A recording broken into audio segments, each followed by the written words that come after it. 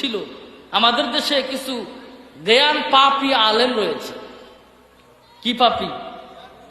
জ্ঞান পাপী, মানে এরা এত জ্ঞান অর্জন করছে, মানে পড়তে পড়তে পাগলা হয়ে গেছে। কি হয়েছে? পড়তে পড়তে পাগলা, কি কয় কি খায় ভাই নিজে জানে না। কথা কন না কেন? দুনিয়াতে অন্য কোনো নিয়ে দ্বন্দ্ব নাই, দুনিয়াতে অন্য কোনো নিয়ে মাসলা মাসাইল নাই, দুনিয়াতে অন্য কোনো নিয়ে ফতোয়াবাজি নাই। বর্তমান বাংলাদেশ সহ গোটা বিশ্বের জমিনে একমাত্র ফতোয়াবাজি মাসলা মাসাইল আল্লাহর নবীকে নিয়ে। কথা বলেন ঠিক কিনা? আওয়াজ দিয়ে কথা বলতে হবে, কথা ঠিক কিনা?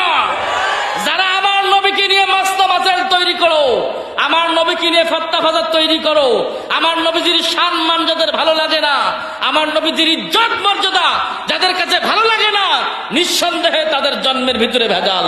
ঠিক কিনা বলে?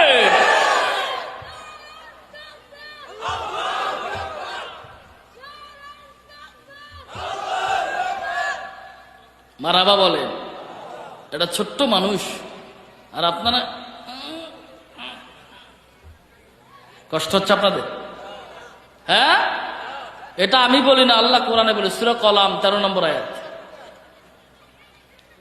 উতুল্লিম বাদা যালিকা যানিম। আমার নবীর সম্মান ইজ্জত যার ভালো লাগে না, নিঃসন্দেহে জন্মে কি? কথা কন না কেন? যেই নবী না হলে তুমি আসতা না, যেই নবী না হলে এই পৃথিবী তৈরি হতো না, যেই নবী না হলে আসমান জমিন হতো না। আল্লাহ বলেছে, লাউলা কালামা খলাকতুল আফলাক, হাবিব হে, আমি আপনার কারণে তামাম কিছু সৃষ্টি করেছি। জোরে কোন আল্লাহু আকবার। আর এই নবীকে নিয়ে তোমার যত ফতোয়া, এটা চলে না, সেটা চলে না, নবী এটা জানে না, সেটা জানে না। আরে বেটা, নবীর কথা বাদ দে, তুই কি জানিস সেইটা চিন্তা কর। ঠিক কিনা বলেন? কথা বলেন, কথা ঠিক কিনা? কষ্ট পাচ্ছেন? কষ্ট হচ্ছে আপনাদের? আমার দিকে তাকান। আল্লাহর নবীর উপরে যখন নবুয়তি পরোয়ানা জারি হয়ে গেল, নবীর উপরে হুকুম চলে আসলো, হাবিব আমার, এখন আর আপনার চুপ থাকলে চলবে না। আপনাকে যারা ভালোবাসবে তারাও আপনার, যারা আপনার বিরোধিতা করবে তারাও আপনার। সুবহানাল্লাহ কন, আরো জোরে কন। আল্লাহর নবী কালেমার দাওয়াত দেওয়া শুরু করলেন। আয়াতের শানে নাজুল, সূরার শানে নাজুলের ভিতরে এসেছে, আল্লাহর নবী দাওয়াত দেওয়া শুরু করলেন। কিসের দাওয়াত? কালেমার দাওয়াত দেয়, ইসলামের দাওয়াত দেয়, হকের দাওয়াত দেয়, বাতিল থেকে মানুষদেরকে দূরীভূত করে সত্যের দাওয়াত দেয় আল্লাহর পয়গাম্বার। ওই সময়ের ভিতরে যারা আমার নবীজির দাওয়াত গ্রহণ করলো তারা ইমানদারদের কাতারে চলে আসলো, আর যারা দাওয়াত গ্রহণ করলো তারা বেঈমানদের কাতারে থাকলো। ঠিক কিনা? জোরে বলেন। আজকে বাংলাদেশের ভিতরে যারা নবীর পক্ষে থাকবে তারা ইমানদারদের কাতারে। ঠিক কিনা? কথা বলেন, কথা ঠিক কিনা? যারা নবীর বিপক্ষে থাকবে তারা বেঈমানদের কাতারে। আওয়াজ দেন, আল্লাহ দেখতেছে কিনা?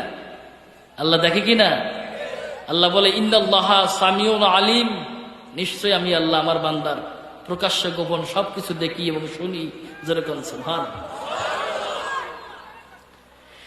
নবীজি যখন দাওয়াত দেওয়া শুরু করলো, রে মুসলমান, যেই সমস্ত মানুষগুলি আমার নবীকে ভালোবাসতো, আমার নবীকে মহব্বত করত, আমার নবীকে আলামিন বলতো, আমার নবীকে বিশ্বাসী বলতো, যখন এই দাওয়াতটা আস্তে আস্তে প্রচার শুরু হয়ে গেল, তাদের মাথা খারাপ হয়ে গেল। বিশেষ করে আবু জাহেল, উতবা, শাইবা, মুগিরা, এদের মাথা তো আরো বেশি খারাপ হয়ে গেল। আমার নবীর কণ্ঠ মুবারকের সঙ্গে তারা তাল মিলায় নবীজির কণ্ঠ মুবারক থেকে কুরআনুল কারীমের তেলাওয়াত শুনতে ভালো লাগে, কুরআনুল কারীমের তেলাওয়াত তাদের মজা লাগে।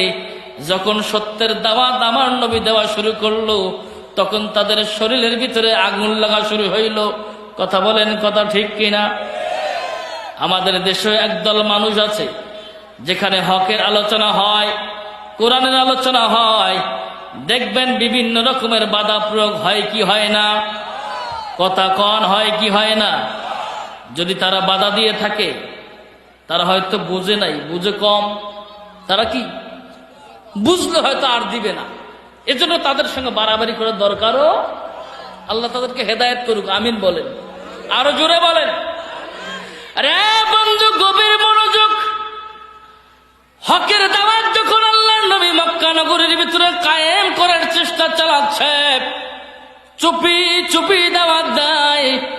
এই দাওয়াত কার্য চলছে। এক দুই করে করে মানুষগুলি যখন দিনের পক্ষে আসতেছে, এক দুই করে মানুষগুলি যখন কালেমার পতাকা তলে আসতেছে, এক দুই করে মানুষগুলো যখন আল্লাহ নবীর প্রেমে পাগল হয়ে, নবীর প্রেমে আত্মহারা হয়ে, নবীর জবানের সঙ্গে জবান মিলায়া কালেমা পরে মুসলমান হয়ে যাচ্ছে, আবু জেহেল তাকায় দেখে, রে উতবা সাহেবা মুগিরা, তোমরা কি আমার অর্থ সম্পদ ধ্বংস করবা, আমাদের হাম ভোগ করবা, আনন্দ উল্লাসে দিন যাপন করবা?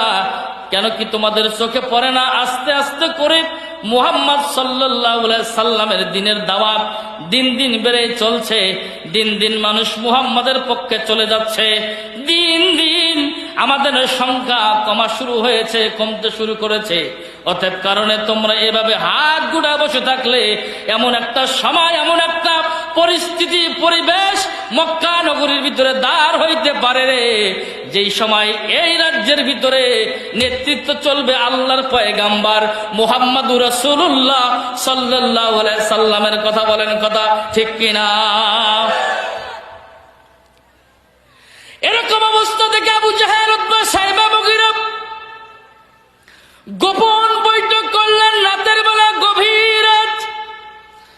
বৈঠক করার পরে সিদ্ধান্ত করা হলো, যে কোনো মূল্যে হোক, যে কোনো ভাবে হোক না কেন, এ দাওয়াতকে অন্তত বন্ধ করা লাগবে। দাওয়াত, কথা কন না, এই দাওয়াত বন্ধ করা লাগবে। সেটা যে কোনো মূল্য হোক, যত অর্থ সম্পদ লাগে লাগুক, যত সৈন্য লাগে লাগুক, যত লোভ লালসা লাগে লাগুক, তোমাদের যা দরকার তোমাদেরকে তাই দেওয়া হবে, কিন্তু দাওয়াত বন্ধ করা লাগবে। দাওয়াত যেন